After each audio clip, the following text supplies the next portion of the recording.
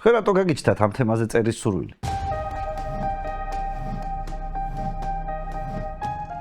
სამი ქალაქი, რომელიც ითვლებოდა ქურდების სამჭედლოდ, იყო თბილისი, ქუთაისი და სოხუმი. ციგნი წაიკითხეთ, ისწავლეთ, სპორტზე იარეთ, ვარჯიშეთ, ესეთი მოწოდებები ჰქონდათ რა. ეს 5-6 კაცი მე აგროვდა ერთ საერთო სალაროს. და ამ 5-დან 6-დან ერთ-ერთს ებარა აი ქალაქში რაც გროვდებოდა ეს ფული.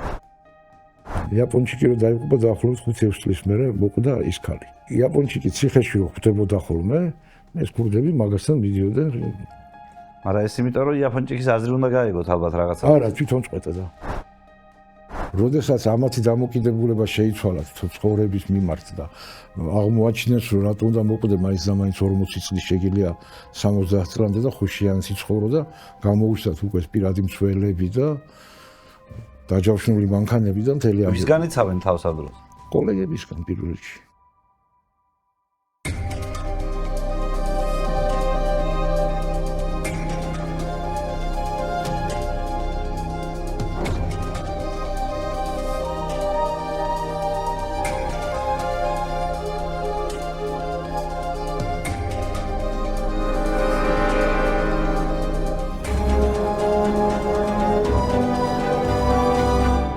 მოგესალმებით, ჩემი დღევანდელი სტუმარია მწერალი, მე ასე წარვადგენ ბატონ გოჩას, მიუხედავად მისი მრავალფეროვანი ბიოგრაფიისა, ბატონი გოჩა მანუელიძე, ცნობილი ბესტსელერების ავტორი.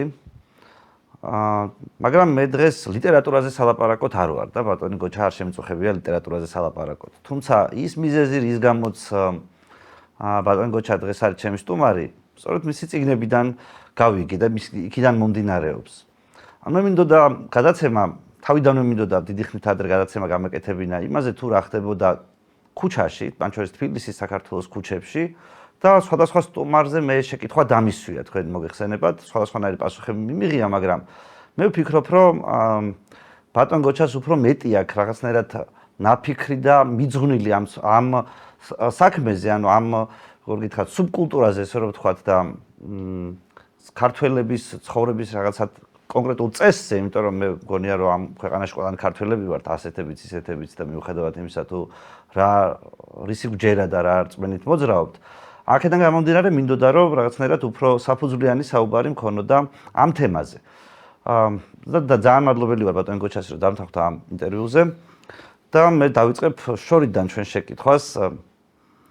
როგორი არის თქვენი ბავშვობის თბილისი, როცა ის გახსენდებათ? თბილისი რა საქართველო? მათ შორის იმ კუთხით, რა კუთხითაც ჩვენი გადაცემა შედგება, რომ ბევრნაირი პრიზმით შეიძლება დავინახოთ, მაგრამ მოდი დავინახოთ ამ პრიზმით, რა ხდებოდა არა ცეკაში, ან პირობითად კომუნისტურ პარტიაში, ან ფეხბურთის მოედანზე, როგორც სხვა ჩვენი გადაცემების დროს არის.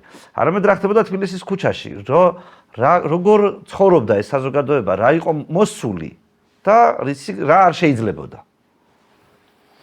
ჩემთვის ყველაზე ისეთი დაუვიწყარი დრო დღესაც ესე იგი ჩემი დღევანდელი გადასახედიდან ძალიან მიყვარს 80-იანი წლები. და ეს 80-იანი წლები თბილისი მახსოვს ესეთი მზით-სავსე მწვანე ქალაქი, ოქროსფერი. დასუფთავებული ქუჩებით, ყოველ დილით რომ ქუჩები ირეცხებოდა მანქანებით, მე ჭავჭავაზე ვცხოვრობდი. ვაკის პარკის წინ და ცენტრალური ქუჩა იყო, მთელი ხელისუფლება იქ დადიოდა. იმ ქუჩით გზავრობდა და არ გაერეცხათ, ეს წარმოუდგენელი იყო და ადამიანებით ურთიერთობაში შეიძლება მარტო ჩემ ეზოში და ჩემ უბანში არ ხდებოდა ეს, მაგრამ როგორ გითხრათ, იცი რა მხიბლავდა ყველა ძალიან იმ პერიოდში ასაკობრივი განსხვავება იყო წაშლილი რა, აი უბნის ყველა წევრი 10 წლისაც და 60 წლისაც ერთ იმას აღიქვებოდა რა, ერთი ორგანიზმის ნაწილად და ვინმე ცუდად ყოფნა, ვინმე ცუდი თუ შეემთხვეოდა, რაღაც საერთო საფიქრალი და საერთო საზრუნავი იყო. იცით, მას ასე დავსვამ შეკითხვას. ამ საზოგადოებაში რა არის ის, რაც არის საჯარო წესრიგის ნაწილი და რა არის ის, რომელზედაც ჩვენ საჯაროდ არ ვაღიარებთ. ეს ხო საბჭოთა კავშირია, სადაც ადამიანები საბჭოთა კავშირია, კი, მაგრამ ეს რაღაცნაირად ის თითქოს ის სახელმწიფო ცხოვრობდა, თავის რელსებზე იდგა და მიდიოდა და ეს ქალაქი ცხოვრობდა თავის ცხოვრებით. აი ეს რას ნიშნავს?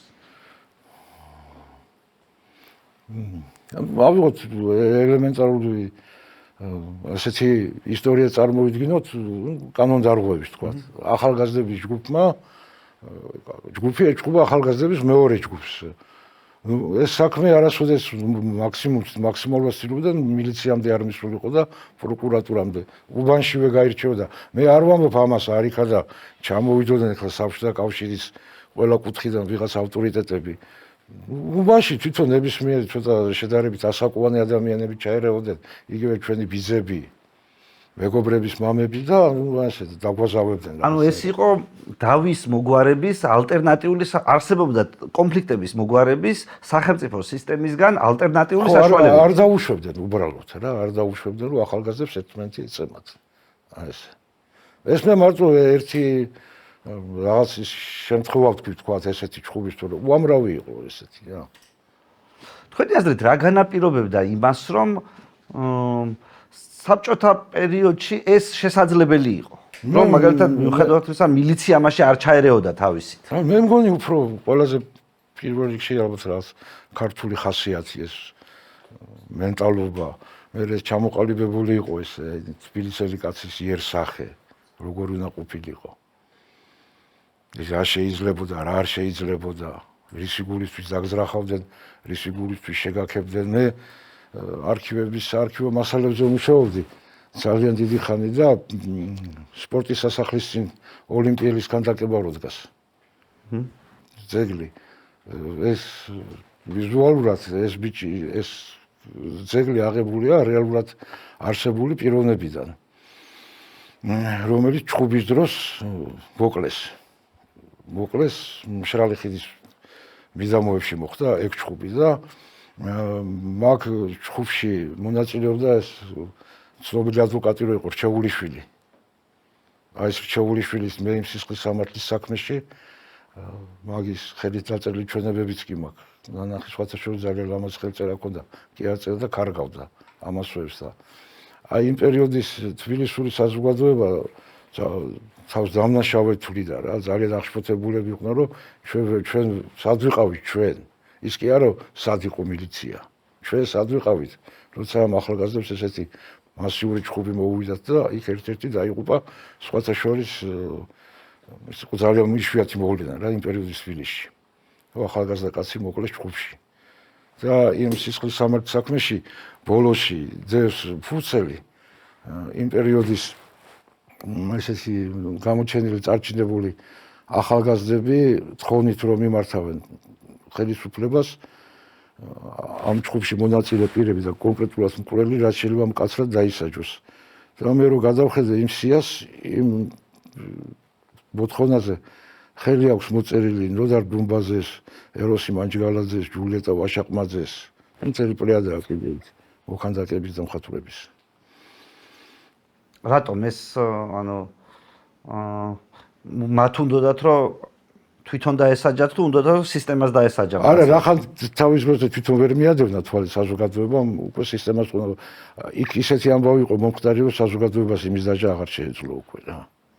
აი რა დრო იყო ის, როდესაც ანუ იცით რა მაინტერესებს, აი სად გადის ზღვარი მაშინ, როდესაც სისტემის გარეშე ხდება მართლმსაჯულება და რა სად არის ის, როდესაც სისტემის დახმარებით მართლმსაჯულება არ ტეხავს, იმიტომ რომ როგორც თქვენ მითხარით, რომ რაღაც კონკრეტულ შემთხვევაში ვიღაც ადამიანებმა მიმართეს სისტემას, რომ მკვლელი დაესაჯათ.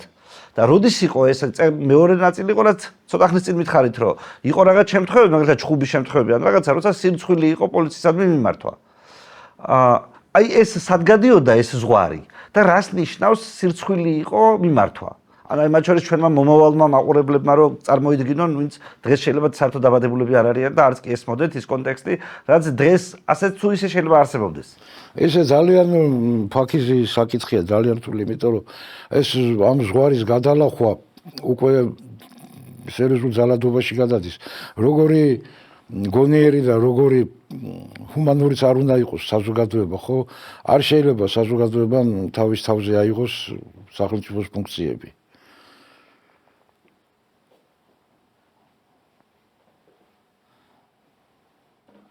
მაგრამ აი ეს რთულია თქვა, სად გადიოდა ხო კონკრეტულად. ალბათ უფრო იმაზე რა, საყოფაცხოვრებო საკითხებს დავარქვევდი მე. რასიც შეეძლო საზოგადოებას გამოეთქვა ან კონკრეტულად ამ შემთხვევაში რა იყოს, როცა გაცდა უკვე ეს რაღაც ისეთ საზღვრებს უკვე საზოგადოებას შეეძლო ერთი რაღაც მარტო დაეწერა წერილი და მოეთქვა რომ დასაჯეთ კაცრათო. აი თვითონ რომ მიეცათ საზოგადოების რა უნდა ექნა ჩაეკოლათ და ესეთი დანაშაული სიკვდილით დაჯას თვალისწინებდა. უკვე სისხლის სამართლის კოდექსით რომ ვიმსჯელოთ. აბა იცით რა მაინტერესებს, აი რა არის მაგალითად აი ამ პერიოდში რა არის ის ღონისძიება, რომელიც ისეთ ადამიანს მიემართება, რომელიც ითანამშრომლა მაშინ, როცა არ იყო სათანამშრომლო. ანუ ამას რითი პასუხობს ეს საზოგადოება?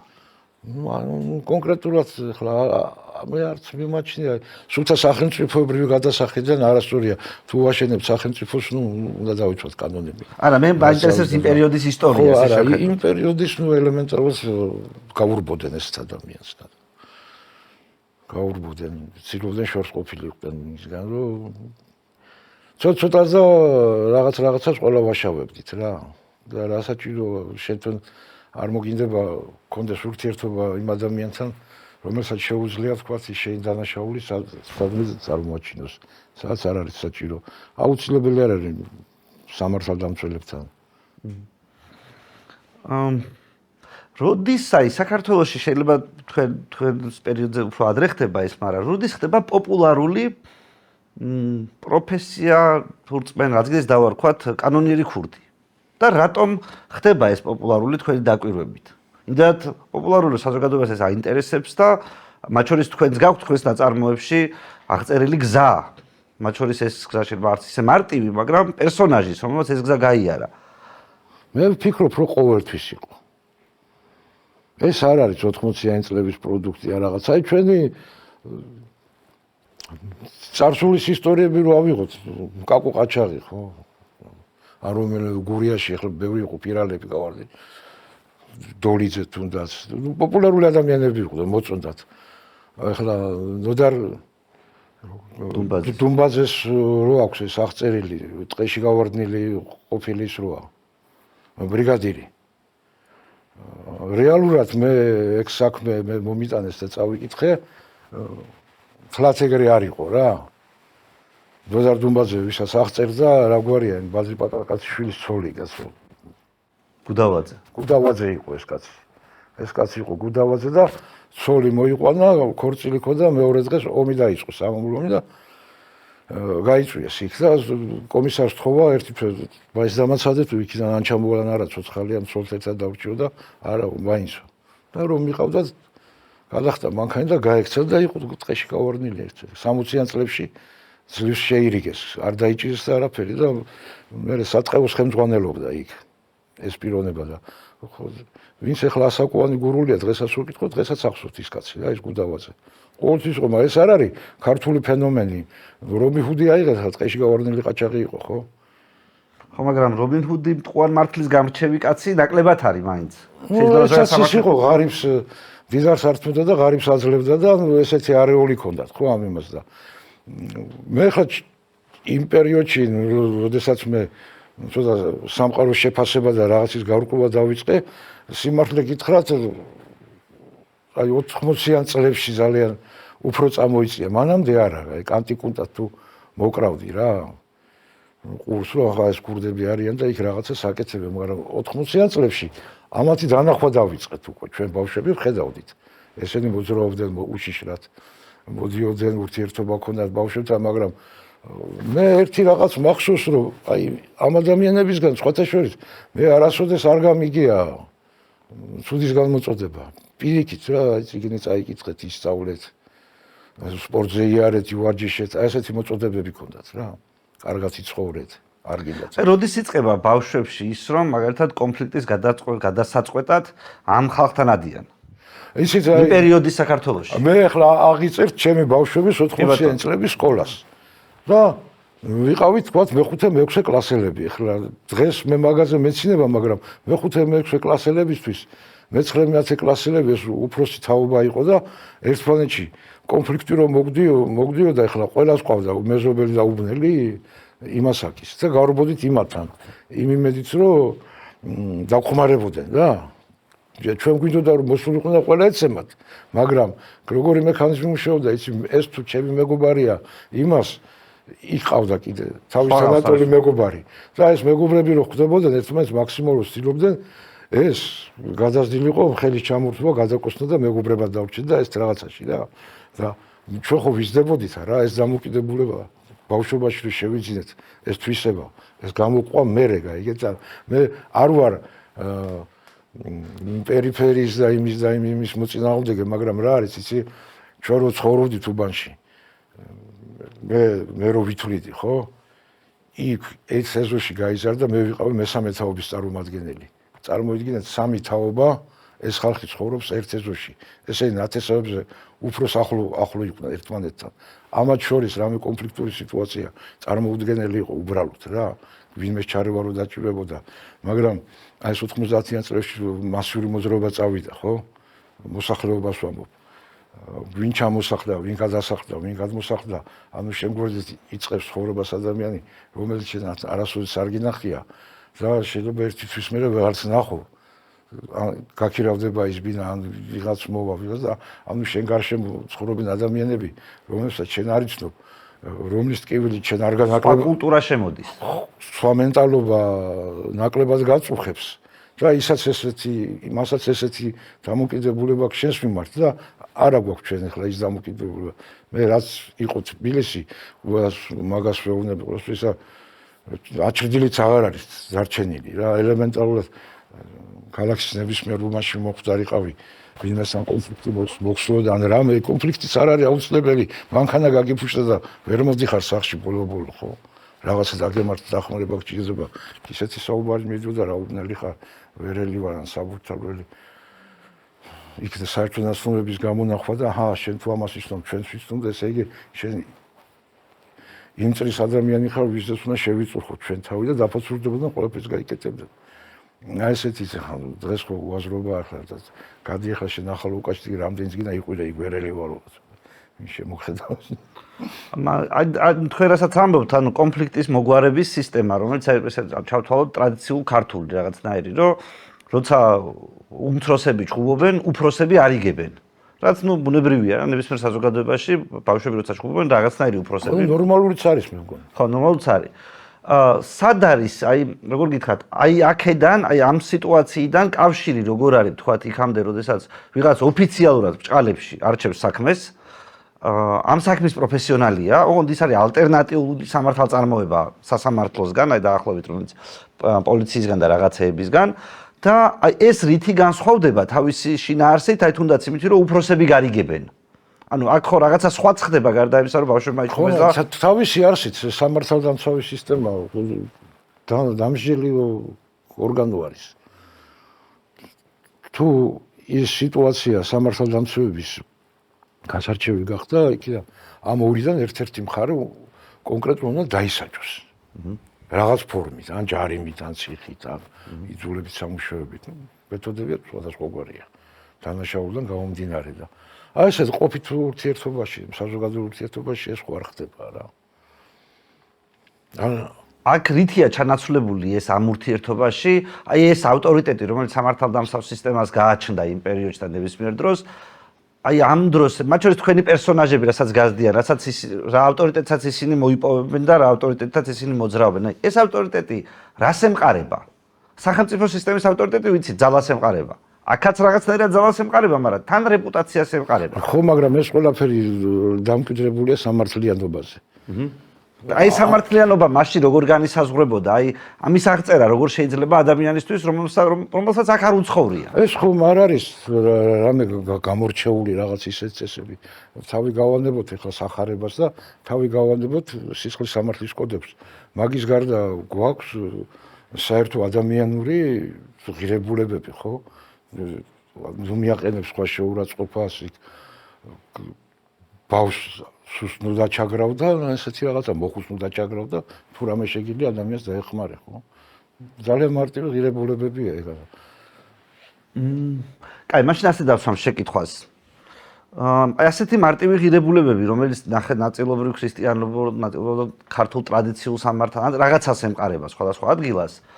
საბოლოო ჯამში მაინც იწვევს უამრავ მსხვერპლს, მათ შორის აი თუნდაც თქვენს პერსონაჟების ისტორია რო ავიღოთ, მათ ოჯახის წევრებს რაც ემართება, რა სხვადასხვა ადამიანები იღუპებიან შენს გარშემო. აი ეს რატომ ხდება? ეს ხარვეზი სად არის, რომ აი პირობითად მიუხედავად იმისა, რომ ესეთი წესები არსებობს, ესეთი ტრადიციები არსებობს, შერიგების რაღაცები არსებობს, მაგრამ ამის მიუხედავად სავსე ამ მკვლელობებით ეს ამბავი. ისევე როგორც ამ პერიოდის თბილისი და საქართველოს სავსე ამ მკვლელობებით. აი თქვენი დაკვირვებით, რაც რეალურ ცხოვრებაში გინახავთ, ამ წესრიგის მოშლა სად იწყება და სად იწყება მკვლელობების ეპოქა? და რატომ? რა არის ამის განმაპირობებელი? თუნდაც 90-იან წლებში ეს სისტემა რატომ ვერ იცავს ადამიანებს იმისგან, რომ ავტომატურად დაუპირისპირდნენ ლაპარაკის ნაცვლად ერთმანეთს? ეხლა რა ვიცი, რო თქვა ხელმისაწვდომი გახდა იარაღი თავისით არ კლავს. და იარაღი თან სულ იყო. ხო, იარაღი სულ იყო საქართველოში. და ვიცი ეს ასეთი აგრესიული ფონი რა თვითონ.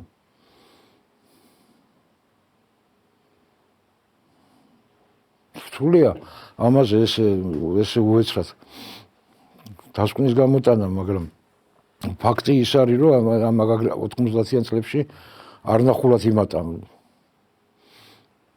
ეხლა აი დღეს ვცდილობ ეხლა რა.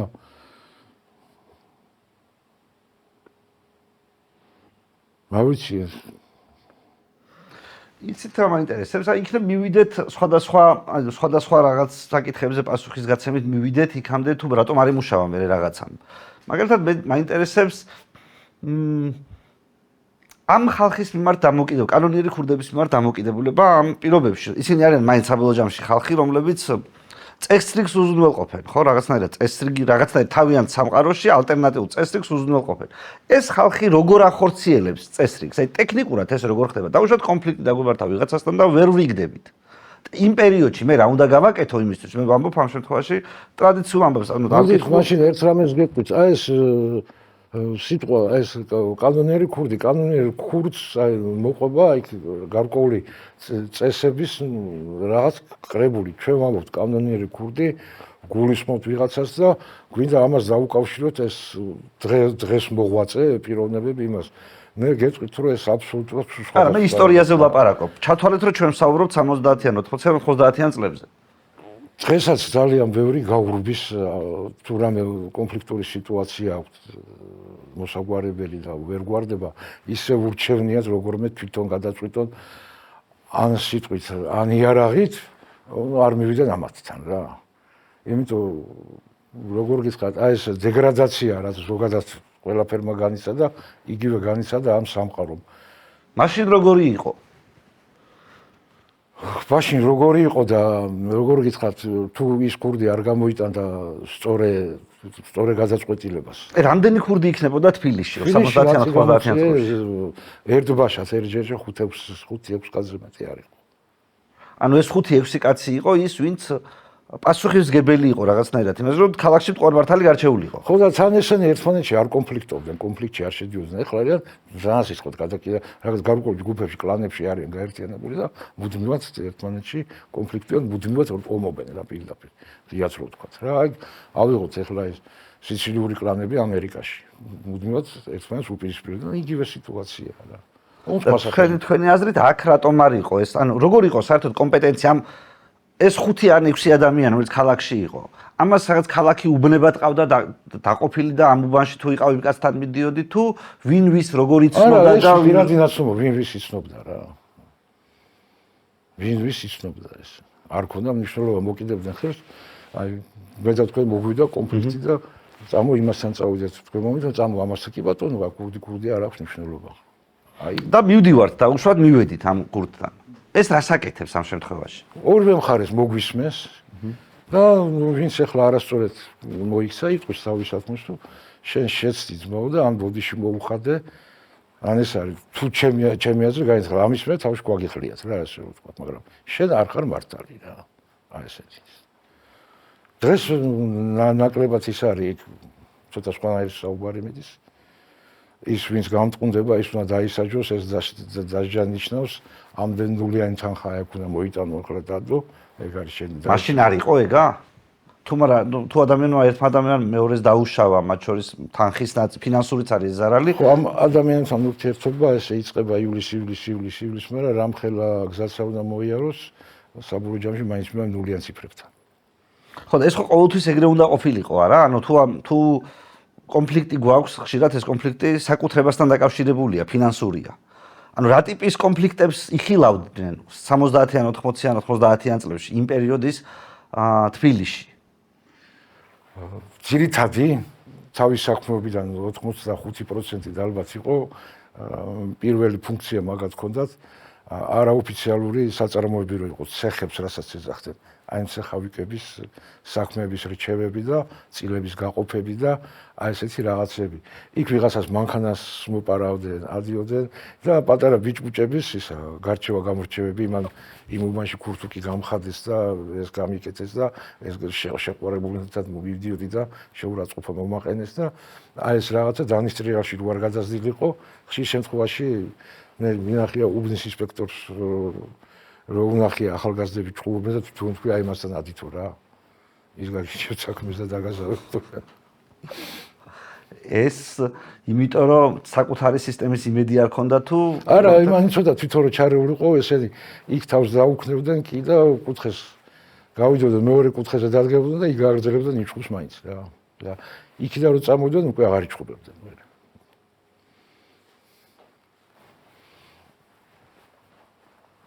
მილიციაში ემალებოდი და იმათ ვერ ემალებოდი თუ ის ტრიალებდი უბანში და რო წარმომადგენლობ დაუშვათ იმ პერიოდის საზოგადოება რამდენ პროცენტს ახალგაზრდების იქნება ეს გოგო ბიჭი ახლა ნუ ეს კიდევ ცალკე ჩავშალოთ თქვენი დაკვირვებით ჯეროდა სისტემის რამე რომ მოხდეს მე მზად ვარ დავწერო განცხადება პოლიციაში ან სადღაც რაიკომში მშობლობა არ აქვს და რამდენს ჯეროდა იმ პერიოდში ალტერნატიული რამდენი იყო ის ვინც საქმის გასარჩევად ქურდს აირჩევდა თქვენი დაკვირვებით შეიძლება ძალიან უხეში კითხვაა მაგრამ შეიძლება რაღაც ადამიანებს ვიცეს წარმოდგენა ჩემს ახალგაზრდობაში არ შევხვედრი ვარ კი არა არ გამიგია ვინმესთან კონფლიქტი მოსვლოდეს და ის მისულიყოს სამართალდამცველებთან არ მინახი ესეთი რამე არც გამიგია ეს იყო უდიდესი სამართლო რაღაცა რა ეს ქუჩაში აღარ გამოისვლებოდა რა ეგეთ კაცს ეს მართლა ისე იყო წყალსა მიასპიდან უბანში ხო მაგრამ ამის მიუხედავად აი მაგალითად ეს ადამიანები რო გაიზრდებოდნენ ვიღაც ხო პოლიციაში მიდიოდა ვიღაც სასამართლოში მიდიოდა ვიღაც პროკურატურაში მიდიოდა აი მე როგორ რაღაცა იცი მე მომავალში მე გადართვა უეცრად რომ მოხდარიყავ თქვა იმ საზოგადოებიდან და ცხოვრების იმ სტერეოტიპი და აი მაშინ ჩემთვის იქნებოდა ეს ნელ-ნელ დოზა მისხალ მოხდა მაგრამ აი ახლა მე მახსოვს 80-იან წლებში კაცი მალავდა გოგო გათხოვდა ამისი და გაყვა ავტოინსპექტორს ცოლად და მალავდა და ახლობლებში არ ამბობდა რა სწრენოდა როგორ ავტოინსპექტორს მიატყოვე გოგო ავტოინსპექციაში მუშაობა სამართლინო იყო 90-იან წლებში უზარმაზარ ფულს ხდიდნენ იგივე ქართველები რომ მუშაობა დაგეთხო იქ სადაც 80-იანებში სამართლინო მუშაობა ხო რასო მალავდნენ რა მე ხა სახალისო ისტორიას მოგიყვებით ძალიან ისეთი ლაფაზ საყვარელი უბანი მქონდა და უბნელი ყავდა ჩვენი თანატოლი ბიჭი იყო ესა და მამამისი საბჭოთა კავშირში წესერად არ ვიცი რაღაც მუშაობდა ჩინოვნიკი იყო და წარმომადგენელი იყო ინდოეთში საბჭოთა კავშირის წარმომადგენლობაში ინდოეთში მუშაობდა ეს კაცი პერიოდულად ჩამოდიოდა ჩამოკვდა უცნაური რაღაცები ინდოეთის კაპიტალისტური სამყარო იყო მაშინ ნახე ჩვენ პირველად გასაბერი რეზინის ქალი ახალგაზრდები ვართ ეს ჩამოვიდა და ვატრილებთ წინ და უკან და ვერ ხვდებით ძისთვის არის ეს საჭირო საერთოდ გაბერეს მერე და ჭავჭავადებზე ვაკის პარკის წინ ესეთი წრე იყო და შუაში ყოველთვის იდგა მოტოციკლეტიანი ინსპექტორი ავტოინსპექტორი ესეთი დიდი ულვაშები ქონდა ბუდიონას ეძახდნენ გაბერეს ეს ქალი 07 ყავდა ჟიგული მეზობელს გვერდზე დაუძე ეს თოჯინა ტიტველი აბსოლუტურად თან ძალიან ლამაზი იყო მერლინ მონროს ყავდა ცალი ჩაისვა და დემონსტრაციულად გვერდზე ჩაუვარა გაიგე ხო გასკდა სწვენით გაიგე ამარ უარ გაუჩერა დაქოქა ეს მოტოციკლეტი და გაეკიდა და სანამ დაეწეოდა ამან ჩაფუშა ესა და შეაგდო იმაში. ბარდაჩოქს რო ეძახიან.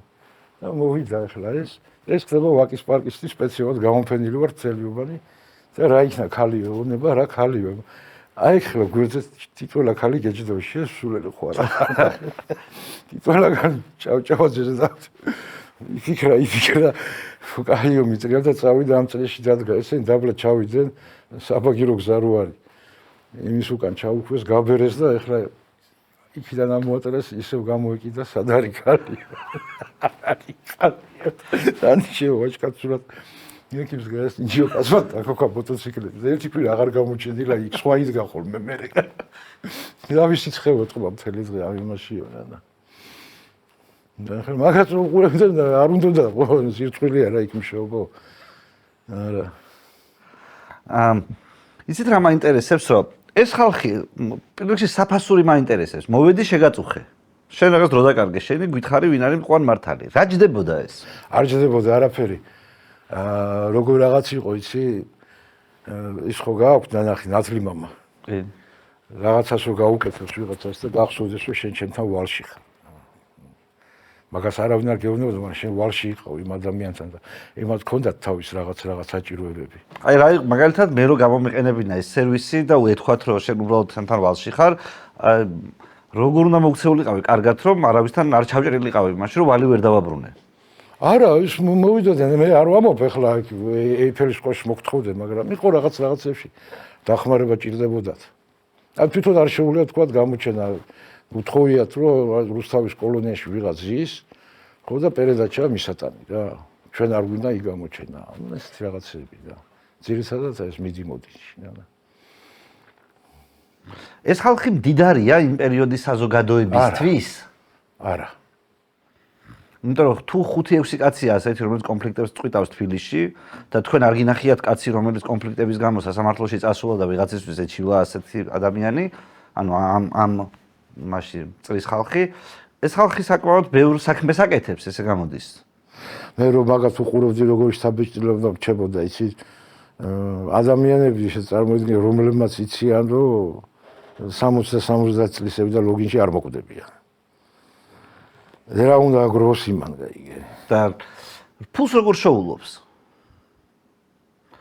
ანუ აი რის გამოც 60 წლის ლოგინში ვერ მოკვდება? ანუ ასეთ რა საფრთხეში მონაწილეობს თვითონ? აი ახლა უყურეთ, აი ცეხების ამ საქმეს ხო არჩევდნენ. ითიდან თქვა 100% მოგება ხო? შემოსავალი აქვს მეწარმეს. იმ პერიოდის მეწარმეს ცეხავიქს ეძახთ. 10% პროკურატურას, 10% ადგილობრივ ხელისუფლებას, 10% ამას, 10% ამათ. ეს იყო. იქ მანქანები იკარგებოდა იმ მანქანების დაბრუნებიდან, წილსვებდნენ კიდე თამაშები. თავანის ამოღება ალბათ. ამოღება არა, მე იმ პერიოდში არ მახსოვს ეს იმხელა სირცხვილი და იმხელა მიუღებელი რაღაც იყო, ვინმეს ვარ ჭებარებინოთ რა. ეს არ ხდებოდა. უბრალოდ სადაც წმინდა კარტაჟნი თო თვითონ თამაშიდან წინი. აი მე მოვიგე 1000 მანეთი, ვიღებ 200 მანეთი და მიმაჩერებ რა.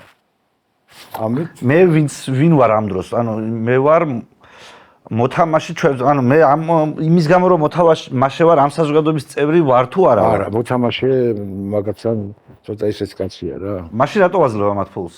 როგორ გითხრათ, ხმამაღლა არ ვამბობთ ამას, მაგრამ ვყიდულობ კეთილ განწყობილებას რა. იმიტომ ხვალ შეიძლება რაღაც დამჭირდეს. რომ ამოღება დამჭირდეს მინიმუმ ხო, ფულის. ეგეთი რაღაც ისეც ვინმე მწართმობა დამიპიროს რამის. ანუ ეს თქვენი დაკვირვებით დაახლოებით საქმიანობიდან მიღებული მოგების 10%-ია. 20. დაახლოებით იმდენ სახელმწიფო. ხო. ყიდულობ ამ წრის კეთილგან და არ აქვს მნიშვნელობა ვის რომელს მიუტანდი, იმიტომ რომ აი ეს 5-6 კაცი ეს ინფორმაცია ერთმანეთს ვრცელდებოდა რომ ეს იმიტომ რომ ეს 5-6 კაცი მე აგროვდა ერთ საერთო სალაროს. ამ 5-დან 6-დან ერთ-ერთს ებარა აი ქალაქში რა გროვდებოდა ეს ფული, ამას განაგებდნენ კოლექტიურად რა. ყოფილა შემთხვევა მაგალითად, როდესაც თბილისში ცნობილი გახდა აი ამ 5 თუ 6 ადამიანის ერთმანეთში კონფლიქტის შესახებ. და თქვა ეს როგორ წყდებოდა? აი ამ კითხვაზე როგორი პასუხი შევა ყოფილა? იმ პერიოდში არა. და არც ხდებოდა რა იმ პერიოდში არა.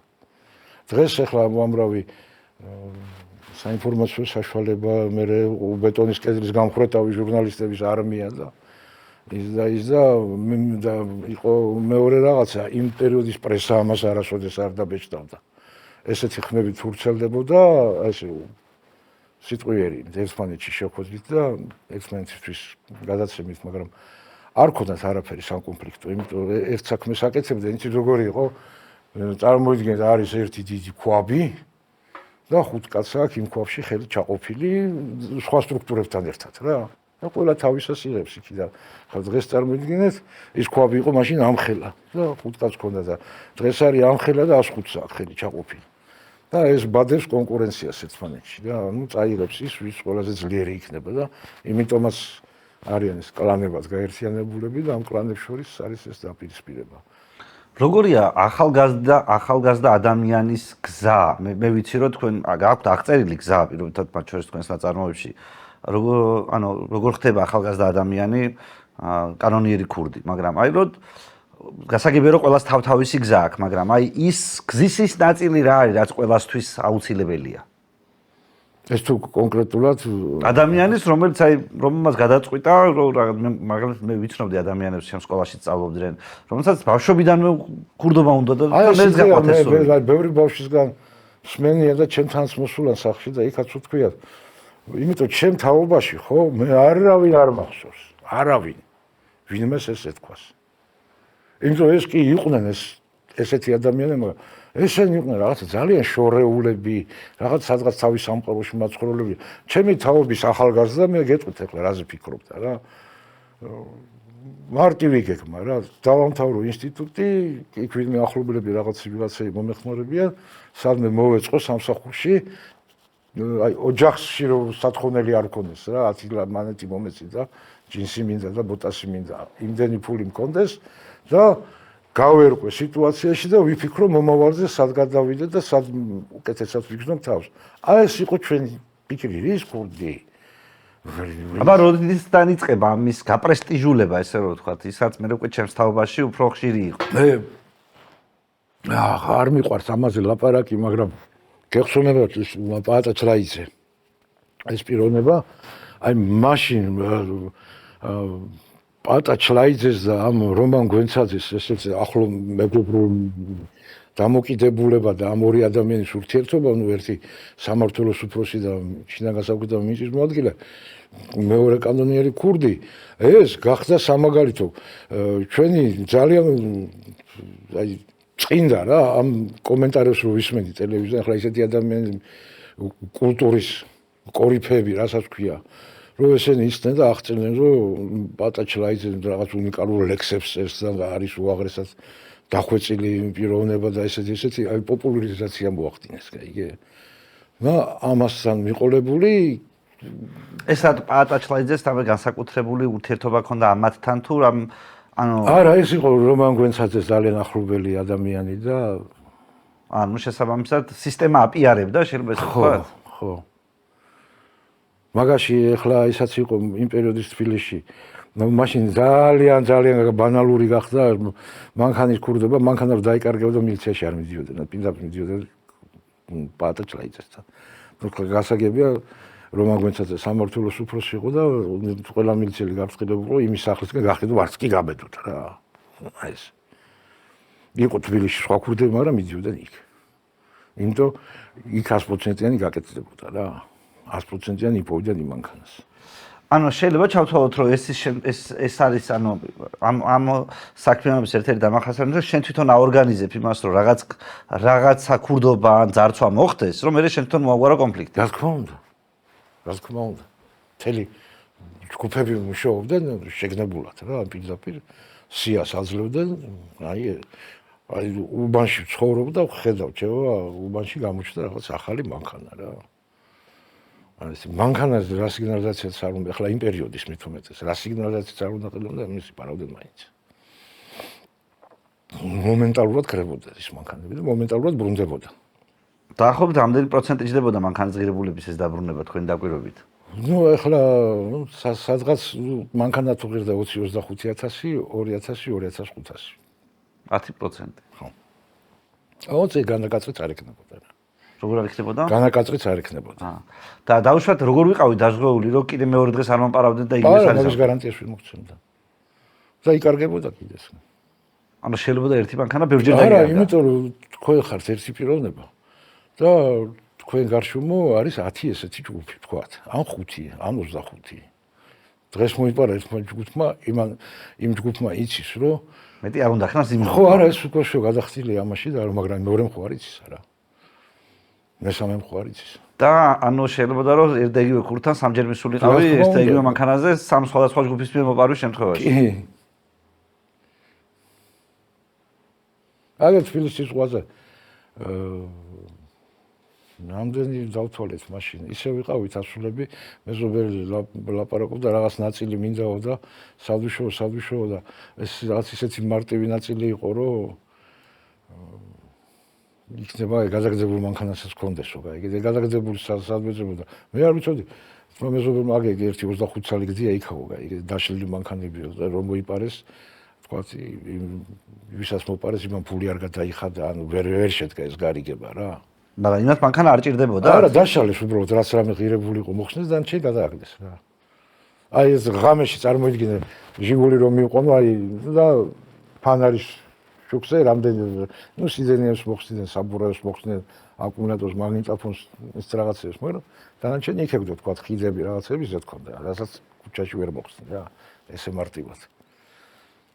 და დიოდენ და ზევდან იქ რამე იქნება რამე გაუმადგესო რა. 25 მანქანა მართლა იგდო ეს. ეს 80-იან წლებშიც ასე არის თუ 90-იანში იწყება ეს ამბავი? 80-იან წლებში კი აი გორბაჩოვის პერიოდში არის მანქანების ხურდობები? კი, იყო, მაგრამ ესეთ მასიური არა. ესეთი მასიური არა. აი მან ეკონომიკურმა გაჭირვებამ სისაქნა გაიგე. ხელი ახლა. ეხლა ძალიან ბევრი ენერგიული ახალგაზრდა იქსა და ნუ არაფერი არ გამოვიდა და ბოლო აიღო თავზე ხელი და დიდი პროცენტი იმიტომ ხდებოდა ციხეში და აი როდის იწყება ეს ცვალებადობა, აი როდესაც ეს წესრიგი, რომ 5-6 კაცია, რომელიც იცის რაღაცა ხდება, მაგრამ და უკვე ეს ანუ უკვე ბევრად უფრო დიდ ფულზე იწყება საუბარი, ანუ 5 და 6 კაცი და რაღაცა ის კი არა. ცხოვრების წესი შეიცვალა თვითონ ამათი. მე წეგან თლად ბოლომდე ვერ მივედი ჩვენ და მე რო გითხარით კაცი რომელმაც იცის რომ ლოგინში არ მოკვდება. რაც უნდა იმას რაღაცა სახლების აშენება, ახლა იმათ ოჯახებიც ისე ყავდათ თქვათ არასოდეს არ იტყოდნენ რომ ცოლი მყავს რა, მყავს ქალი, რომელსაც ჩემგან შვილი ყავს რაღაცა და დანარჩენი ხო აი ამ ფულს ხარჯავდნენ და დრო ვატაროთ იქ მართლა ესე იქცევდნენ ზონაში პატიმრებია თავის წრიდან ზოგ ტუბერკულოზი ჭირდება, ზოგს ჭირდება, სოსექს ჭირდება, ზოგი დაიღუპა საფლავია გასკეთებელი, აი ეს რაღაცებს რა, მაგრამ როდესაც ამათი დამოკიდებულება შეიცვალა ცხოვრების მიმართ და აღმოაჩინეს რომ რატომ უნდა მოკვდე მაინც და მაინც 40 წლის შეგიძლია 70 წლამდე და ხუშიანი სიცხოვრო და გამოუშვათ უკვე პირადი მსვლელები და დაჯავშნული მანქანები და მთელი ამბავი. ვისგან იცავენ თავს ამ დროს? კოლეგებისგან პირველ რიგში. ანუ უკვე დასფეროების დანაწილების გამო ხდება საფრთხილო ქუჩაში მშვიდად ნუ წერა. ახლა ისე ვიტყვი სიტყვა ხა დარწმუნებული ვარ რომ ჭყონია როგორმე ისე გაართმევს თავს, მაგრამ ისე ვთქვათ რა, აი კოკა-კოლა საწარმო, რომელსაც აქვს უზარმაზარი შემოსავალი. მოდის მაგასთან პიროვნება და ეუბნება ამ შემოსავლიდან უნდა გადაიხადოს თქვა 10%-იან, 15%-იან, 5% ისე და ესენი შეთანხმდნენ თქვა. აქეთ ვიღაცა თulis რომ რატო ამას მე გადამიხადე ძმაო, აი ეს უნდა კი ბატონო გადაგიხდი, მაგრამ იმასთან გაარკვიე შენ თვითონ რა. მე ამდენი მაგ ბიუჯეტი თქვენთვის და თვითონ მორიგი. იქიდან ვინ ვის გადაწონის, ნუ ესეთი რაღაცა რა. ეს უკვე სამარ და ლოგიკურად რომ ვიმჟელოთ, ჩვენ საჩხუბარი არ გვაქვს მაგ სიტუაცია, იმიტომ იქიდან რამდენიც არ უნდა წამოიღოს, ჩვენ რამდენიც არ უნდა წამოიღო მე, ის მაინც ამ ქვაბში უნდა მოვიდეს. მაინც აქ უნდა მოვიდეს, ხო, მაინც საერთო სალარო. ნუ რა თქმა უნდა რაღაც ნაწილს დაიტოვებს შენთვის, ცხოვრება ხო გინდა, მაგრამ უდიდეს ნაწილი იქ უნდა მიდიოდეს წესით. თავისთავად ბადებს ამ კონფლიქტს. იმიტომ წავიდე ხა ბევრი აქ საქართველოში დიდი არეალი არ არის გამოსაქანი და რუსეთში არის ძირითადად. მხედრიონის შემოსვლის დროს და ახლა ზვიადგამსახურდიას პერიოდი, მერე მხედრიონის პერიოდი, მერე აფხაზეთის ომი მე ვიცი რომ თქვენც ჩართულიყავით ამ ამბავში. ეს აი ამ სამყაროს მიმართება ამ პროცესებთან მაინტერესებს. აი უცბად მხედრიონი მოდის. აქ სხვა წესრიგია, სადაც საქმე რაღაც წესრიგით ირჩევა. ახლა უყურე მხედრიონი რას იყენებს ხურდულიდან? აი ეს სფერო დანაწილებულია უკვე. აი ეს შემოსავლები გადანაწილებულია რაღაც არის ეს ველი ღია და გასაგები ჩვენთვის ჩვენ ვართ ამ სამყაროს წარმომადგენლები და უცებ მოდის რაღაც ძალა აჩვენჩხლილია ასხმული თავიდან ბოლომდე იარაღის ჯავშა მანქანებით და რომელსაც იგივე იმ ჯამში უნდა ხელის ჩაყოფა რა და ამაც ხელში ჩაარტყეს ამას ხელის კი არა ავტომატურად უპასუხეს მაგან გადაიყოლა იჩლაიძეც და კიდე სხვები მთელი პლეადა შეაკვდათ მაგ ამბავს ანუ მაშინ მოხდა დაპირისპირება ამას და მხედრიონ შორის? ხო. ეს როდის ხდება დაახლოებით და როგორ თავდება? 90-იან წლებში. და ეს გაგრძელდა იქამდე ვიდრე არ შევარნაძე არის აქ რა.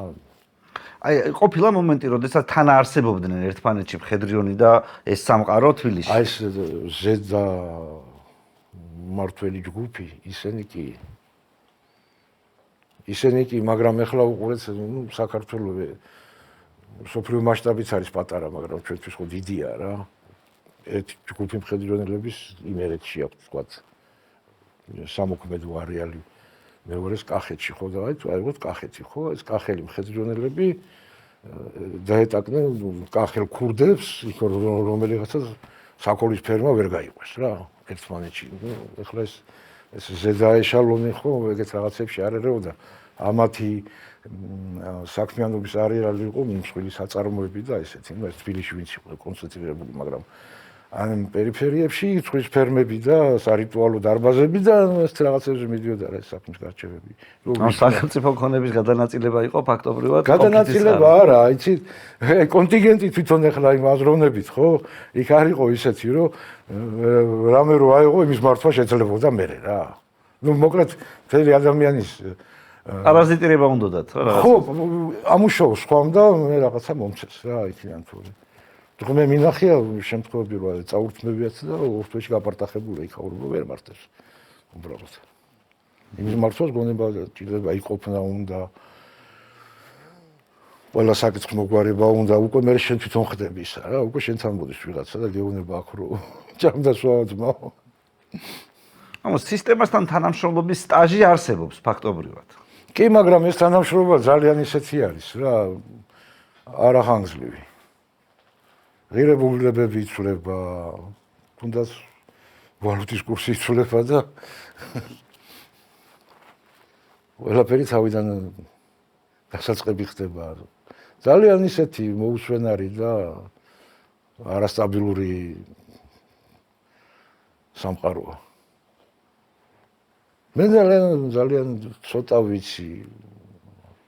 კი, პროექტები კი აქვს ისეთი სიბერნეს სიცოცხლის და ძირითადად ვერ აღწევენ. თქვენ რატო გაგიჩნდათ ამ თემაზე წერის სურვილი?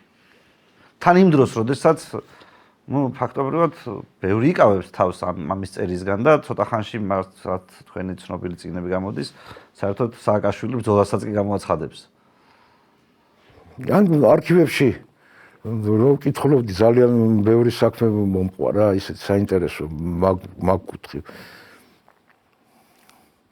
ეს იმაში 80-იანი წლების, ზოგადად 60-იანი, 70-იანი წლების ეს ეხლა გახდა ესეთი ხაზგასმულად, რომ ეს კანონიერი ქურდია და რაღაცა და იმ საქმეებში სასამართლო დარბაზში მაგას არავინ არ იტყოდა ხმამაღლა რომ ეს არის კანონიერი ქურდია. არა, მე უბრალოდ იმით ვიცოდი. სახელებით და ვეძებდი სახელით. აი, ეთი რაზე იყო ნეტა ეს ნაჯდები რა. რაზე არიან ხოლმე?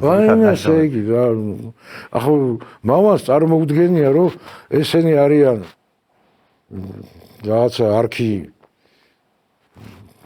გენიოსები რა მაგ საქმეში და ისეთ საქმეებს აკეთებენ რომ ფილმებში რო გინახია ბანკები გააქვთ და არის არა აი და ხბოების ქურდობიდან დაწყებული არ ვიცი იქამდე ნახმართეთრეულამდე რა ვიცი მე რაზე აღარა რა. ერთი იმას შევხვდი, ახლა კანონიერი ქურდის კვლელობა ქურდულ სამყაროში დაუშვებელია იმის კვლელს ნებისმიერ შემთხვევაში მოძებნიან და მოკლავენ რა. ხო და საგარეჯოში მოხდა კაცი მისული იყო საყვარელთან და საგარეჯო შესასვლელში რო შედიხართ მარცხენა მხარეს რამდენიმე კორპუსი დგას მაღალსართულიანი. აი ამ კორპუსებში მოხდა. მისული არის და წამოწოლია ისვენებს და უთხრათ ყავა გამიკეთებო რა და ამ 90-იანი წლებია ღამეა და ამ ქალმა ნახო ყავა არ ყოფილა რა. და გავალ მეზობელს გამოვართმევ.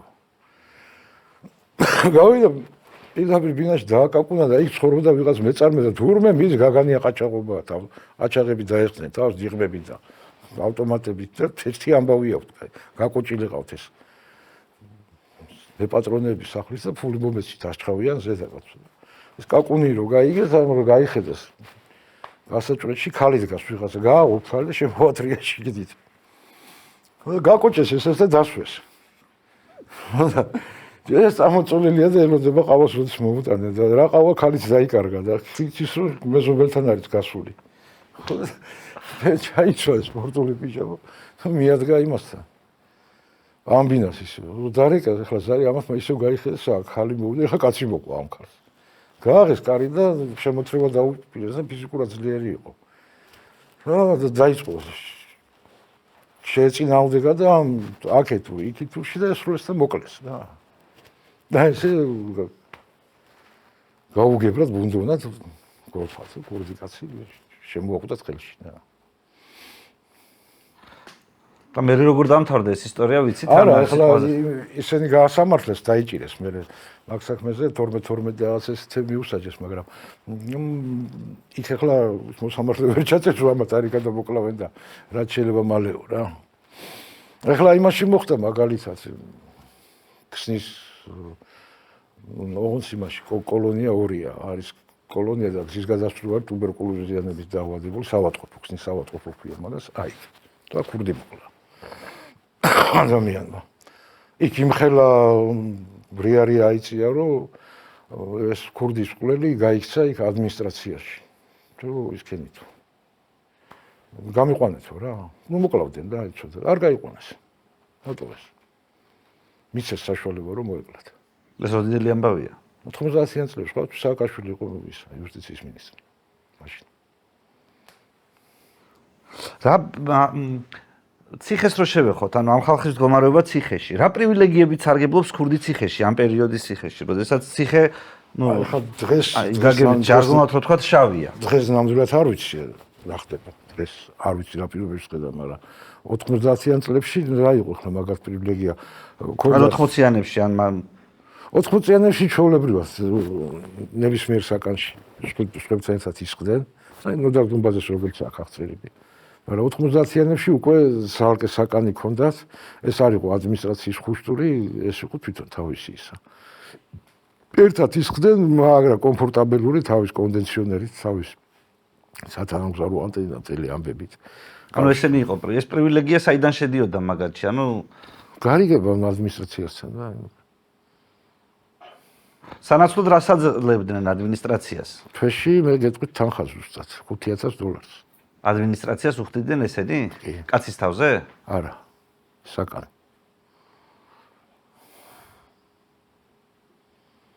ამ სასტუმროს ღირებულება იყო და ესეთი ტიპის თანამშრომლობა ზოგადად მოსულა კი ეს მისასალმებელიც არის თუ შენ გაქვს უნარი და ეს მარტო არ ცელდება იმ ერთ საკანზე ეს პრივილეგია იმიტომ იმათ ისინი შედიან გარიგებაში და ყველა საკანი ზოგი 50 ლარს ზოგი 100 ლარს გააჩნია რამდენი ადამიანის შიგნით იხდის ამფულს ამის სანაცვლოდ იღებს რა ჩხრეკები არ დარდება არ აკუთებენ იქაურობას და არ დაძვრებიან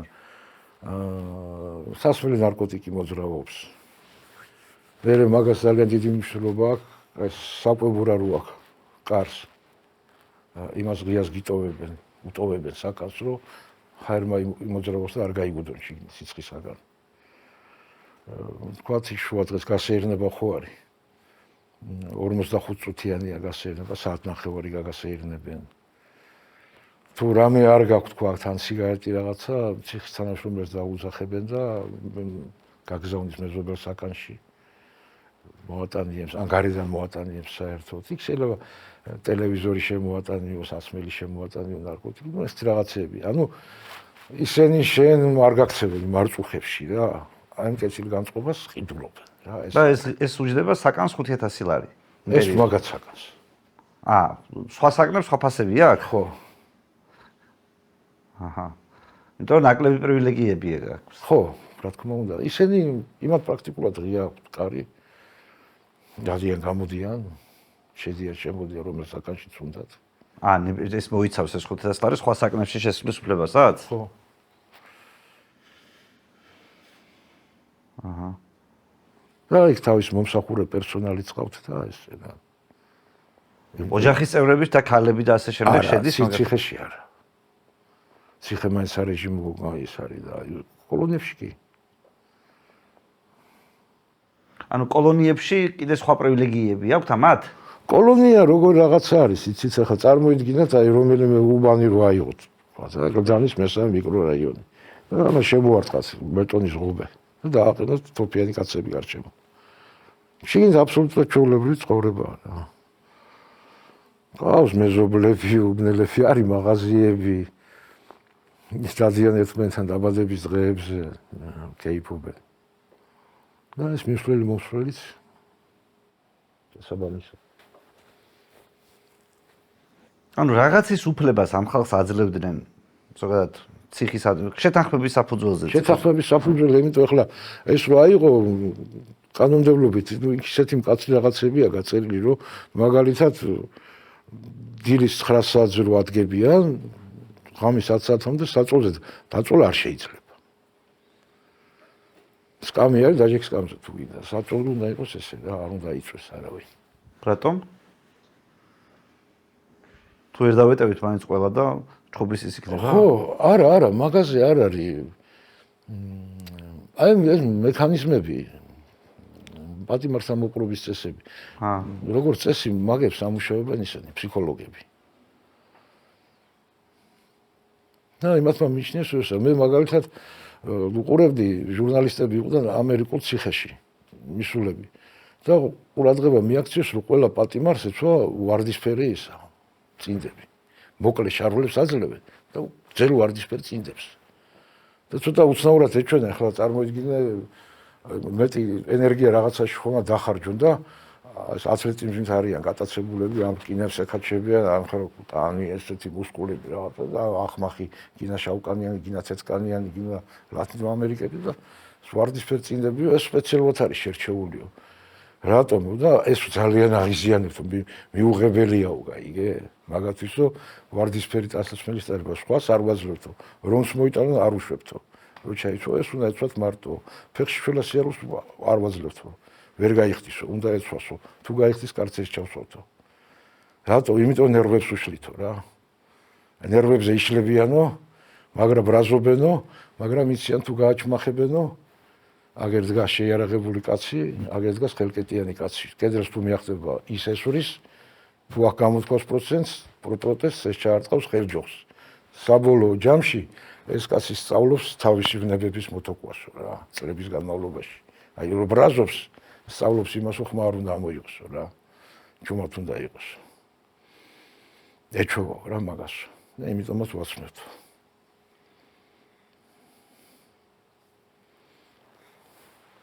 რა იცვლებოდა წლების განმავლობაში აი ამ პერიოდში რაც თქვენ მოესწარით აი ამ 30 წლიან პერიოდში პირობითად რა შეიცვალა ამ წესებში რომელიც პირობითად ადრე სხვანაირი იყო და მერე სხვანაირი გახდა პირველ რიგში ადამიანის მიმართ დამოკიდებულება და ესა როგორ გითხრათ უძდელები გახდნენ კურდები ძალიან ფასობდა ყოველთვის მაგას წრეში სხვის მიმართ ზდილობიანი მოპყრობა შეურაცხყოფის არ მიყენება საუბარში იმაში დღეს ეს ხადაგებენ აი როგორი აგეთი მაგათი პოსტულატები მე არ ვიგით ნორმალური ადამიანისთვის მიუღებელია მაგალითად ქართველი კაცისთვის მიუღებელია დედის გინება ქურდების საუბარში ახლა ესენი როგორ რაღაც საუბრობენ რა. მე დედაზე პასუხისმგებელი არა ვარ, ქალია, ის მე რა ვიცი რამდენ კაცთან შეიძლება დაწვეს ცხოვრებაში. ანუ შენ მე რო დედა შემაგინო, მე არ მწყენს. და მაგრამ როგორ რაღაცა იცი, მე რო შეგაგინო, შენ არ წყენს, კი ბატონო. ანუ მე არ ვაპირებ ეს შეგინებას, მაგრამ ის ითხოვს რა, იცი, აი მეც რო შეგაგინებ, შენც არ უნდა გეწყინოს რა. და რადგან წამოვყმა და მიდის ეს კიდე ძალიან ბინძური ენით. ისეც რა შენზე არავის მაღლა დადგომა არ მინდა ვიყოთ თანატოლები რა. კიდაც სუფრასთან კიდაც ისეთ სუფრის გარეთაც ყოველდღიურ ცხოვრებაში. იცით რა მაინტერესებს, ეს შეიძლება უცნაური შეკითხვა გამომივიდეს. მაგალითად დღეს ჩვენ ვიცით, რომ მაგალითად წინა საარჩევნოდ შავ სამყაროსთან პოლიტიკური პარტიები განსაკუთრებით სახელმწიფო თანამშრომლობენ. კი, რა თქმა უნდა. მათ შორის წინა საარჩევნო მიზნებით, ხალხის არჩევნებზე მიყვანით ამ შემდეგ. ანუ რაღაცნაირად თვითონ არიან იმ წესრიგის ხელშემწყობიც, რომელიც მათთვის სასარგებლო არ არის, მაგრამ ამ ქვეყანაში არის. საზოგადოების დიდმა ნაწილმა ეს იცის. აი რა იყო იმ პერიოდში კანონიერი ქურდების და ხელისუფლების თანამშრომლობის ისეთი წერტილი, რომელიც ყველა მიცოდა, რომ თანამშრომლობდნენ. როგორც ახლა ყველა მიცის, რომ წინა საარჩევნოდ თანამშრომლობენ. მე მარტო მაგალითს გეტყვით, ესე იგი, თუ მოხვდით ციხეში, კოლონიაში სადმე და თქვენ ხართ მარტო და არის მარტო ეგენი. 10 კაცი არის, 10 ლოკურდი. და რაღაცაზე მიდის აი შენ საქმეზე საუბარი. ამათგან ერთი აუცილებლად გაგაფრთხილებს რა. შენი საქმისა შენ თვითონ ისი ახლა რა სიტყვი. აქ 10 კაცი ვართ, ყველა ქურდები ვართ, მაგრამ ეშმაკს არ ძინავს რა. იმან იცის იმ 10-დან 5 თუ არა ერთი მაინც იქნება ისეთი, რომელიც მას ადმინისტრაციას მიარბის. ანუ ეს მაშინაც ასე იყო, რომ ყოველთვის ასე იყო. რომ თვითონვე ესე ადამიანს აფრთხილებდნენ, რომ ჩვენთან ალაპარაკები შეიძლება გავიდეს. ჩვენთანაც ვილაპარაკებ ხო? ჩვენთანაც ვილაპარაკებ. აქ ყველა ესავართ, მაგრამ ეშმაკს არ ძინავს. რა ვიცი მე. მე ჩემ თავზე ვაგებ პასუხს, ამას ვერ ვაგებ. ეს დღეს დადის, მაგ წოდებით, ხვალ შეიძლება აღარ იყოს.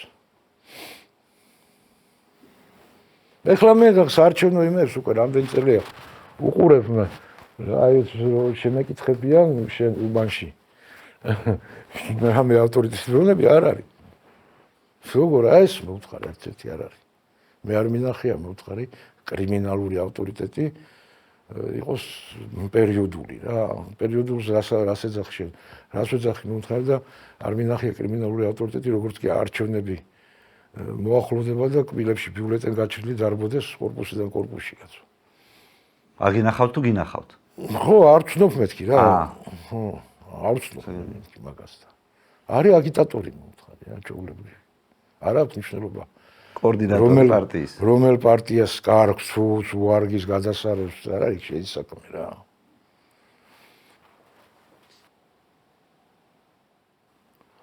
ძალიან დიდი მადლობა საინტერესო საუბრისთვის. რამე ხო არ არის ისეთი, რომელიც ამ სამყაროზე ინფორმაციის და იმ პერიოდზე, რაზეც ჩვენ ვსაუბრობთ, უფრო მეტ ინფორმაციას მიცემდა ადამიანებს ან რაღაცას განსხვავებულად დაანახებდა, მაგრამ მე ვერ დავსვი სათანადო შეკითხვა. არაფერი. ხლა ვინც ამას ნახავს და ახალგაზრდები თუ ნახავენ, ყველას მოუწოდებ, რომ თავი გაანებეთ რა. თავი გაანებეთ. ისე ბარემ დამებადა ახლა ამ წამს ეს შეკითხვა. ჩვენ ვიცით, რომ რაღაცა კონკრეტულ ადგილებში უფრო პოპულარული იყო ეს. კონკრეტულ ნაკლებ სხვა ადგილებში ნაკლებად, მაგალითად, ქალაქები ვიცოდით, რომ აი ამ ქალაქში ხალხი უფრო ასეა. აი ეს თელს საბჭოთა კავშირის მასშტაბში რო წარმოვადგინოთ, რომელ ქალაქში იყო ეს უფრო პოპულარული და რა განაპირობებდა მათ პოპულარობას? აი ახლა საქართველოს რო აიღოთ, საქართველოში იყო სამი ესეთი დაჯგუფება რა. სამჭედლო, სამი ქალაქი, რომელიც ითვლებოდა ქურდების სამჭედლოდ, იყო თბილისი, ქუთაისი და სოხუმი. რამე განასხვავებდა ტრადიციულად ამ ქალაქებს? ამ სკოლებს რამე განასხვავებდა? არა, ახლა ერთ და იგივეს ქადაგებდნენ, მაგრამ როგორც წესი ესენი ტრობდნენ. ერთმანეთს ტრობდნენ? ანუ პირობითად თბილისელებს ედგნენ გვერდზე, სოხუმელებს ესე ხდებოდა? ხო. ესეც ახლა რუსეთში რო აიღო, ახლა მაგათ ძირითადად თავშესაფარი დიდი ქალაქებია და ყველაზე რა მოსკოვს ეტანებოდნენ. ყველაზე ისეთი ქალაქი. იმაში ვიყავი ერთხელ. ორი გოგონა მოვიდა ჩემთან სახლში და ავჭალაში ბავშვთა კოლონია არასრულწლოვნების. რაღაც საქველმოქმედო ორგანიზაციიდან იყვნენ, ბავშვებთან ვიყავით მისულიო და აი ჩვენ რომ მიგვეტანათ ჩვენით რამე რა. იქნება და იმათ ეს არ უნდათო და წინასწარ მივედი და ვკითხეთ აი რა გინდათ ბავშვებო. განსაცმელი, იქნებ საჭმელი გენატრებათ რამეა, მუსიკალური ცენტრი რომ მუსიკას მოусმინოთ და შეგვადგინეთ სიაო და მე შევთავაზეთ რომ კონცერტის ორგანიზება გვინდა და თქვენთან ამოირჩიეთო ისაო. შემსრულებლები ვინ მოგვიყვანო. ნუ დაასახელეს რამდენიმე შემსრულებელი და რატომაც დაგასახელეს თქვენ. რომ მოგვიყვანო შეძლოთ თუ წამოხვალთ აი მოწყა ბავშვები არიან უარს არ გეწვით მეთქი. მივედი ესე იგი. აი კონცერტზე და იმ საჭმელზე სასმელზე უფრო მეტად ესე იგი შევამეხვიენ წიწილებით და ყველას აინტერესებდა როგორ გავხდე კურდი. ნუ ჩემგან ელოდებოდნენ რომ ეს დარიგება მიმეცა აი რა უნდა გაეკეთებინათ და რომ მოეპოვინათ ის ავტორიტეტი რომ გავიждები რომ კურდი გაჩერდი ჩვილო აი თუ ბიბლიოთეკა აქვს რაღაცა წიგნი წაიკითხეთ და რაღაცა სხვაზე იფიქრეთ ნუ ფიქრობთ მაგაზე რა ეს მოხდა ხო ცხოვრებაში მე ბავშვი ვიყავი და ნუ ბევრი მქონდა თქვა ისეთი მიზეზი რომ იგივე ამბავი ჩემი ოჯახი არ დაუშვებდა მაგას რომ რამენერად მოახერხებდნენ მაგრამ მეც იგივე ვიყავი მე მქონდა ეს მიზეზები მეთქი რა არ გინდათ ყველა ნუ ახალგაზრდასთან თუ მაქვს საშუალება ურთიერთობის ყველას ვეუბნები მაგას ამის აღწერა შეუძლებელია ამ ადამიანთან ურთიერთობა უნდა ნახო ამის აღწერა შეუძლებელია აი ნახვის შემდეგ იმდენად გაუფასურდება ეს ყველაფერი რა რაღაც რაინდობის არეოლი და ის შარავანდი და ის არაფერი არ არის სუტყუილი აფხაზეთის ომმა რა გავლენა მოახდინა ამ ყველაფერზე აფხაზებიც იყვნენ მათ შორის თქვენ თქვით რომ ეს სოხუმელი ხურდები ერთმანეთთან ის იყვნენ თან ხო ომი ზოგადად არ მოსულა ხო თუ რამე ისეთი არ მოსულა ამ გაგებით არის იქით მეორე მხარეს ვინდგას როგორც ჩემ ერთ-ერთ პოსტმა არა მაგაც ახლა ნუ ერთმანეთში ამ ტერიტორიული რაღაც იმის პრობლემაა ხო მაგრამ ადამიანური ურთიერთობებიც ხო დაინგრა ქართველებს და აფხაზებს შორის არა მაგრამ მაგათში არა ერთადერთი ეს როგორი მომენტი იყო იცი კი როგორიც არ უნდა იყოს ისეთი წესენი ჰქონდათ თავისი მაგის გამოვლინება და მცდელობა მაგის რომ რაღაც თანხების კონცენტრირება მოეხდინათ და საქართველოსთვის გადმოეცათ რა ეხლა ცდილობდნენ დახმარებას იგივე საკეთებდნენ ისინიც მაგრამ როგორც ესეთი ახლა ქართველი ქურდი აფხაზ ქურდს დაპირისპირებოდა რომ არიქაშენ აფხაზი ხარ და ჩემი მტერი ხარ არა იმიტომ ეგენი არიან მუსულმანი სუნიტებივით მუსულმანი სუნიტებში არავითარი მნიშვნელობა არ აქვს ეროვნების თავარია რელიგია პრინციპში ქრისტიანობაშიც ეგრე არის რელიგიაში ზოგადად ეგრე არის ხონდა იქაც არა რა ერთი სფეროს ისაუბრეთ შენი ახლა ის ზოგი რუსია ზოგი უკრაინელი ზოგი ქურთი და არა ხო მაგიტომაც ანუ საინტერესო თემაზე მაგათ დაპირისპირება არ ქონიათ იმიტომ ეს თუ ქონდათ ეს მანამდე ქონდა სხვა რაღაცის ხარ რა დიდი მადლობა საინტერესო საუბრისთვის წარმატებებს გისურვებთ თქვენც მე მაინტერესებდა შეიძლება თუ არა ბიზნესებს რაღაცნაირად თავი აერიდებინათ აი არ მინდა და არ გადავიხდი არა ძალიან აი ბარემ არა იყვნენ ისინი კაცო მე მიდიოდა პროკურატურაში ყავდა სამეგობრო და ამ თავრობის წევრები და ისინი იონებოდნენ დააყენეთ ახლა ერთი ადგილი თავი გაანებეთ მაგკაც რა სხვაგან გადაიხდიდა ბოლო ის კაცი. ეხლა მე ვიცი რომ აი გოგი თოფაძეს ვერ ხერხებდნენ ვერაფერს. რატო? ნუ ესეთი კაცი იყო. ქუჩურად უგვარებდა თუ სხვანაირად? ბევრი დიდი სამეგობრო ყავდა და არ ღირდა მაგასთან ურთიერთობის გაფუჭება რა და სხვანაირად დაეხმარებოდა სხვა რაღაცაში სცემდა პატივს. მაგრამ ისე რომ ვინმე მისულიყო და აბა შენ ამდენი გადასახდელი ხლა.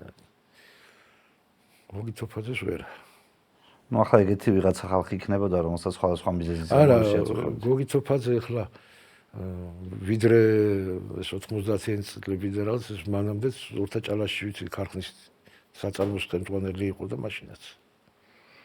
აი სიუჟეტი რაღაცნაირად რომელიც თქვენს ნაწარმოებებშია შეიძლებოდა რეალური ყოფილიყო, აი მაგალითად, კი გასაგებია რომ მოგონილია, მაგრამ სხვა რეალური ფრაგმენტებისგან შედგება, მაგრამ აი სიუჟეტური კარგა რო წარმოვიდგინოთ. არა, იცით რა არის გარკვეულწილად ესეთი მაგაჩიც იყვნენ. არის ესეთი უღიმღამო ადამიანები, მაგაჩიც იყვნენ რაღაცა კაშკაშა ტიპები რა. მე ერთი ვიცი ჩხარტიშვილი, გვარად, ეხლა ცოცხალია, ეხლა ის არის მოქმედი კურდია, ხომ ის ავტორიტეტს არაფერი არ დამოკრებია. მე ის თუ სადმე მინახია, ხო? აი ის დრო, რაც მე ამ ადამიანს ხედავდი, აი იმ დროდან 99% ამ ადამიანს ან წიგნი ეჭირა ხელში, ან ჟურნალი. სუკითხულობდა და ერთი გესაუბრად მაგასთან რა. ძალიან განათლებული, თვით განათლებული. ნებისმიერ საკითხზე ატომური ფიზიკის ჩათვლით რა. საჯარო სივრცეში მოძრაობდა ეს ხალხი რესტორნებში სადღაც. კი, როგორ არა. ნაკლებად ცდილობდნენ. მე ახლა ინტერნეტში ვიყურებდი ისა. ძალიან გამეცინა რა, ახლა მე არ ვიცი ვინ დადო YouTube-ზე იდო ნიკა არაბიძე რო არის რუსთავი ორის შოუს იუმორისტი. ნიკა არაბიძეს როგორი შეხვედრა მოუწყეს საბერძნეთში და რაღაც რესტორანში იქ ეწერა 60 თუ 50 ქურდი და ნიკა არაბიძე და არის ერთ кейფი და ხარხარი და რაღაცა როგორი აბსურდია რა. კენი არასოდეს არ იძლევიან სადაც ახალ საჭმელს ჭამე და кейფობენ კიდეც, მაგრამ გადაღება არის ყოველი ამბავი იქ რა. მიქშამ როგორ მოახერხა მაგათი დამარცხება? არა, მაგაც ეხლა ის მარტივად თანამამალი. ხელისუფალი ხარ ეხლა როცა შენ განკარგულებაშია პოლიცია, პროკურატურა, ჯარი, თავის სპეცჯგუფებით, რომელი ქურდი დაგიპირისპირდება რაც ამბობთ. ისინი კიდე ძალიან ელემენტარულად ნება გამოაჩინეს თვითონ წავლენ. ეს როგორი იდეური ადამიანები მაგაჩის, მაგრამ იდეისთვის რო იყო, ხო 100-დან შეიძლება იყოს 1-2. ყოფილა თქვენს ახალგაზრდობაში, რაც თქვენ მოსწრები ხართ, რომ ქალაქში ეგეთი ქურდი, რომელიც იდეისთვის იბრძოდა. არა, იმ პერიოდისას იდეურები იყვნენ ყველანი. ძირითადად იდეურები იყვნენ. იმიტომ ხა წარმოიდგინეთ, კარგად ცხოვრება იმ პერიოდში. ეხლა ქართველი კაცის კარგი ცხოვრება რა იყო? მქონდა ერთი სამოთახიანი ბინა მაინც, ერთი ჟიგული, ვოლგა თუ ეყოლებოდა, საერთოდ კარგი. ცოლი, 1-2 შვილი, ერთი ლამაზ ქალი საყვარელი. ხო და ჯიბეში იმდენი ფული მეგობარი რომ შეხვდებოდა ქუჩაში, რესტორანში რო შეიძლება. აი მეტი არაფერი არ უნდა. ცხოვრობდა ხო შეადგენელად. სამხურში, ბათუმში მიდიოდა, ასოხუმში, ზამთარში, ბაკურეში, მეტი არ უნდა. ახლა ავსტრალიაზე იმაზე ხელი არ მოგიწვდებოდა. ეს იყო კაი ცხოვრება იმ პერიოდის საქართველოში. ხო, ეს იყო სტაბილური და მშვიდი და ის. რატო უნდა დაეყენებინა აი ეს ყველაფერი? საფრთხის ქვეშ, ჩამჯდარი იყო ციხეში რაღაც იდეის გულისთვის რა. ეს ერთეულები იყვნენ და ესეთი. ანუ არ უნდა თვითონ იდეა არის, აი მე თავისუფალი ვარ და თავისუფლებას გადაგებს თვითონ იდეაში, რომ არც ერთ კანონს მე არ ვემორჩილები. მე მაქვს ჩემი კაცური კანონები, მაგრამ ეს მამაკაცური რა, მამაკაცური კანონები და ცხოვრობ ამითი რა. და ამის გულისთვის მე ციხეშიც წავალ. ამ ჩემ თავისუფლებას არ დავთმობ და ეს 4 კედელი ჩემთვის მამაკაცური რა ხან თქვით, აი ქალების ადგილი სად იყო აქ? აი ეგ იყო ქალების ადგილი არ იყო იქ რა. არ ყოფილა თქვათ ისეთი, რომ ქალი ყოფილიყო საქმის გამრჩევი. როგორ არა ყოფილა? აი ცნობილი იაპონჩიკი რო იყო. ნუ იაპონჩიკი ცოლათვლი და მაგრამ იმას ხმამაღლა არ ამბობდა, არ შეიძლებოდა ცოლი ყოლოდა, მაგრამ იმას ყავდა, ნუ რუსულად საჟიწელინცა ერქვა. იაპონჩიკი რო დაიღუპა დაახლოებით 5-6 წლის მერე მოკვდა ის ქალი. ესე იგი იაპონჩიკი ციხეში რო ხვდებოდა ხოლმე, ეს ქურდები მაგასთან მიდიოდნენ. მაგრამ ეს იმიტომ რომ იაპონჩიკის აზრი უნდა გაიგოთ ალბათ რაღაცა. არა, თვითონ წყვეტდა. და ითოლება რომ აი საქმეები, რასაც ეს კაცი ატრიალებდა, რას აკეთებდა, იდეები იყო ამისი. ეს ქალი იყო მართველი იქ რა. საქართველოში ყოფილა რაღაცა მსგავსი ტიპის შემთხვევა ანალოგები ან რაღაცა. ანუ აი თქვენს ახალგაზრდობაში მოსირებდა ქალაქში, რომ აი ეს ასე. ეს ბაირაღებში აგე ლიმონაში შეუყვარდა ეს ქალი. არა, ჩვენ მაგდენს ხო თავის საქმის ესე არ ჩაგაყენდა. ძალიან დიდი მადლობა.